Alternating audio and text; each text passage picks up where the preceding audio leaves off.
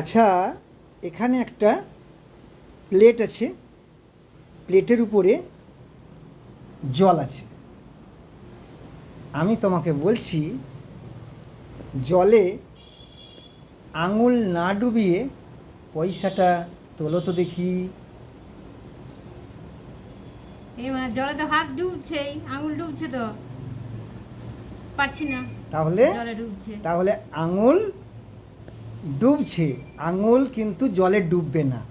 আমরা যদি একটা সহজ পরীক্ষাকে যদি আমরা এই জলের উপর বসিয়ে দিই, আমরা এরপর কি করব, এবারে একটা দেশলাই কাঠি নিয়ে এবারে ওই দেশলাই কাঠিগুলোকে জ্বালাবো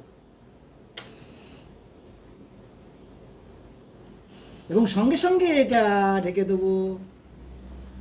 পরিষ্কার আমরা দেখতে পাচ্ছি সমস্ত জল কিন্তু ওই গ্লাসের মধ্যে ঢুকে গেল। এবার তুমি আঙুলে করে ওই টাকাটিকে তোলো তো। আর ডুবছে কি, এত জলই নেই, আর জল নেই, জল তো উপরে ওই গ্লাসের মধ্যে উঠে গেল। সেই উঠার পেছনে কারণ হচ্ছে, যখন দেশলাই কাঠি দিয়ে ওই আলুর উপরে সমস্ত দেশলাই কাঠিকে জ্বালালাম, সঙ্গে সঙ্গে সেখানে বায়ুশূন্য স্থানের সৃষ্টি হলো। সেটা কি করে হলো? গরম বায়ু সঙ্গে সঙ্গে ঠান্ডা হয়ে উপরে উঠে গেল, আর সেখানে কয়েক মুহূর্তের জন্য আমার বায়ুশূন্য স্থান সৃষ্টি হলো।